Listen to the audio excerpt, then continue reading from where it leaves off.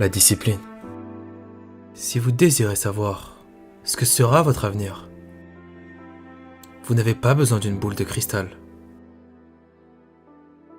Tout ce que vous avez à faire est de regarder vos comportements et vos habitudes. Aristote a dit « Nous sommes ce que nous faisons à plusieurs reprises ». L'excellence n'est donc pas un acte, mais une habitude. Cela dépend de votre autodiscipline. Vous êtes ce que vous faites à plusieurs reprises chaque jour. Donc quoi que vous fassiez, ou que vous ne fassiez pas, vous savez, le plus important, c'est ce que vous deviendrez. La discipline, c'est l'un des éléments clés de la réussite dans tous les domaines de la vie. Sans de l'autodiscipline, il n'y a pas de réussite durable.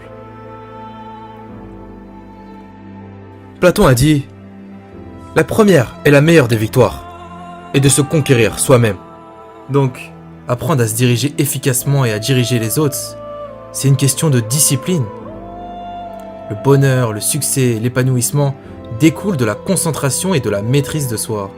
Cela peut être difficile à croire lorsque vous êtes face à la tentation d'un buffet à volonté, à la perspective de gagner de l'argent rapidement et sans effort, ou encore à l'attrait paresseux de la grasse matinée plutôt que d'aller courir à 5h du matin.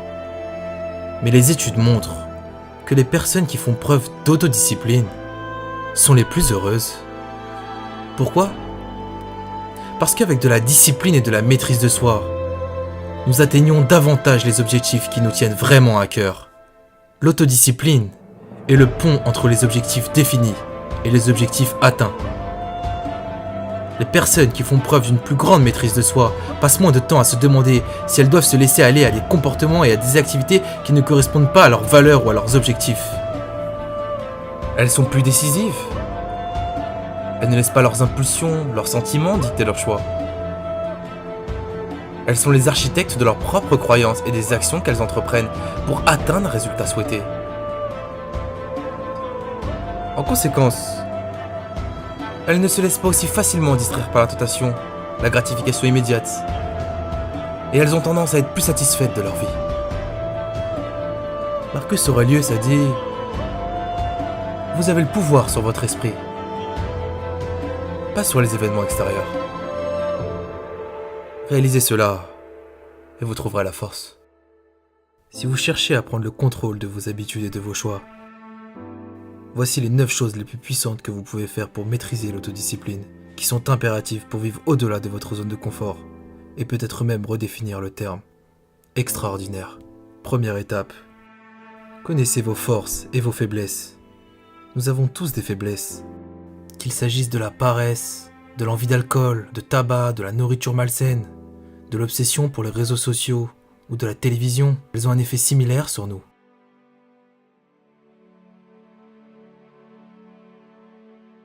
Les faiblesses ne se limitent pas non plus aux domaines dans lesquels nous manquons de maîtrise de soi. Nous avons tous nos points forts et nos points faibles. Par exemple, moi je n'aime pas avoir des conversations difficiles, faire de la paperasse qui implique de déterrer de vieux documents que je n'aurais jamais sauvegardés, ou bien garder mon sang-froid quand quelqu'un me provoque, appeler des systèmes téléphoniques automatisés. Par conséquent, j'avais l'habitude d'éviter activement ou volontairement ces activités. Maintenant, je dois m'efforcer de les aborder de front, ou je les délègue à d'autres. N'oubliez jamais l'art subtil de la délégation. La conscience de soi est un outil puissant pour élargir sa zone de confort.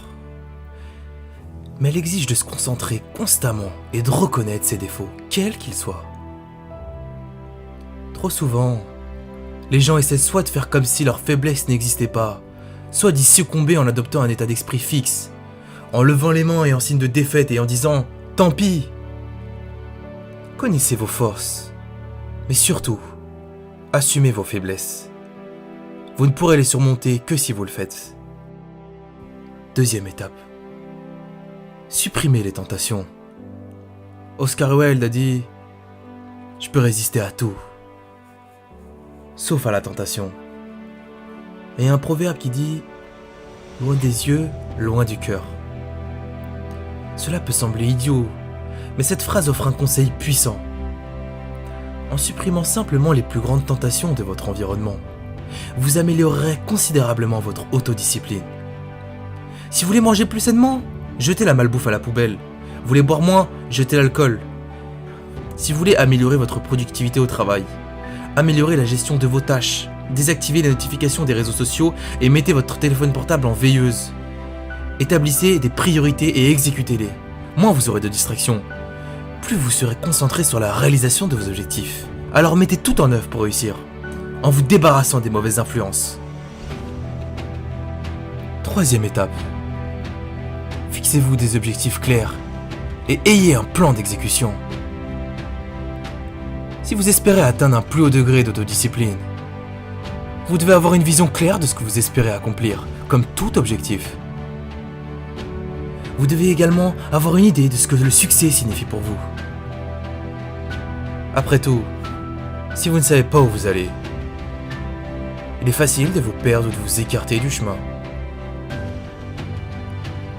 N'oubliez surtout pas d'établir vos priorités. Un plan clair décrit chaque étape limitée dans le temps que vous devez franchir pour atteindre vos objectifs. Créez un mantra pour rester concentré. Établissez-vous une structure. Les personnes qui réussissent utilisent cette technique pour rester sur la bonne voie, se connecter émotionnellement à leur mission et établir une ligne d'arrivée claire. Cela nous amène à la quatrième étape. Pratiquez l'assiduité au quotidien. L'autodiscipline n'est pas innée, c'est un comportement acquis. Et comme toute autre compétence que vous souhaitez maîtriser, elle nécessite une pratique et une répétition quotidienne. Elle doit devenir une habitude. Mais l'effort et la concentration qu'exige l'autodiscipline peuvent être épuisants au fil du temps.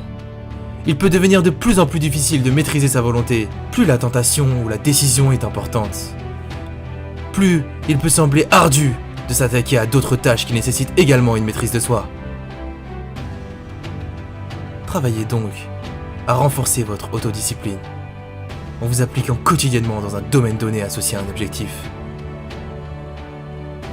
Et afin de pratiquer la diligence quotidienne, vous devez avoir un plan. Inscrivez-le sur votre calendrier, sur votre liste de choses à faire ou ce qui vous convient le mieux. Mais avec de la pratique, tout le monde peut repousser les limites de sa zone de confort, chaque jour.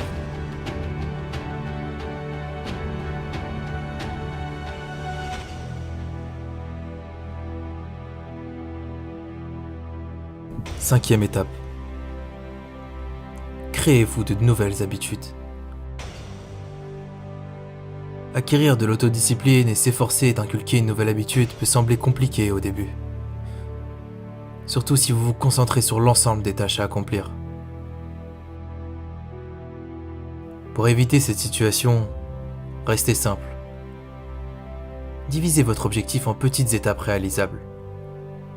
Au lieu d'essayer de tout changer en même temps, concentrez-vous sur une seule chose et maîtrisez l'autodiscipline avec cet objectif en tête. Si vous essayez de vous mettre en forme mais que vous ne faites pas d'exercice régulièrement, commencez par vous entraîner 10 ou 15 minutes par jour. Si vous essayez d'acquérir de meilleures habitudes de sommeil, commencez par vous coucher 30 minutes plus tôt chaque soir. Si vous voulez manger plus sainement, changez vos habitudes alimentaires et préparez vos repas à l'avance. Avancez doucement mais sûrement.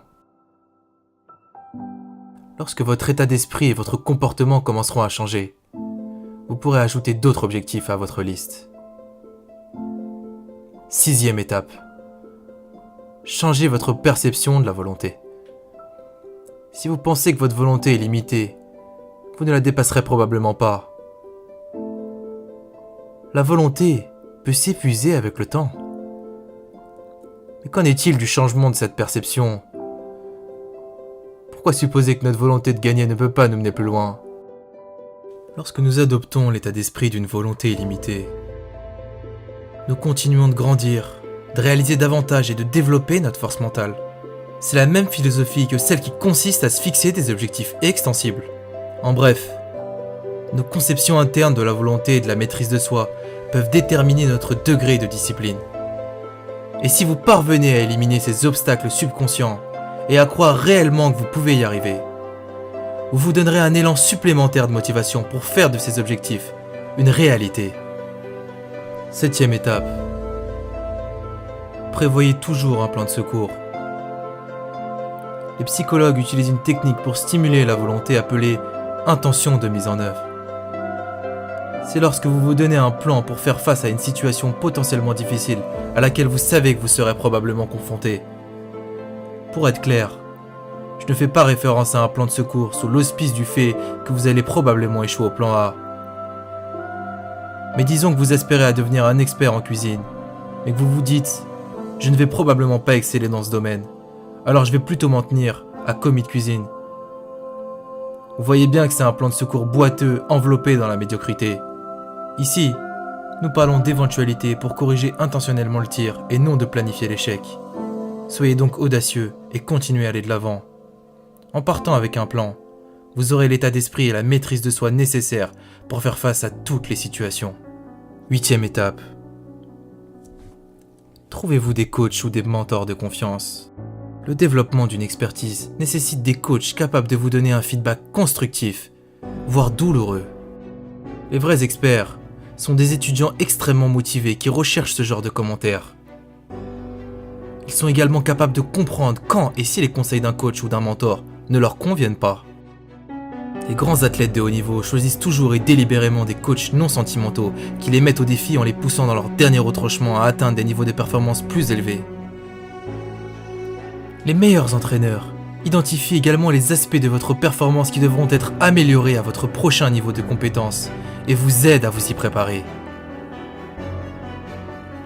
9e étape. Pardonnez-vous et allez de l'avant. Même avec toutes nos meilleures intentions et nos plans bien conçus, il nous arrive de ne pas réussir. Cela arrive. Vous connaîtrez des hauts et des bas, de grandes réussites et des échecs cuisants. Mais la clé du succès, c'est de continuer à avancer. Si vous trébuchez, trouvez la cause profonde en vous demandant qu'est-ce qui n'a pas fonctionné, pourquoi cela n'a pas fonctionné. Posez-vous les bonnes questions et ne remettez pas la faute sur les autres, et puis passez à autre chose. Ne vous laissez pas envahir par la culpabilité, la colère ou la frustration, car ces émotions ne feront que vous enfoncer davantage et empêcheront vos progrès futurs. Ce que vous devez retenir, tirez les leçons de vos faux pas et pardonnez-vous. Puis remettez votre tête dans le jeu et exécutez l'autodiscipline violemment en repoussant vos limites. Les objectifs ne peuvent être atteints sans la discipline. Les rêves ne deviendront pas une réalité sans la discipline. Sans la discipline, il n'y a pas de grandeur. Ce n'est pas mon opinion. C'est un fait.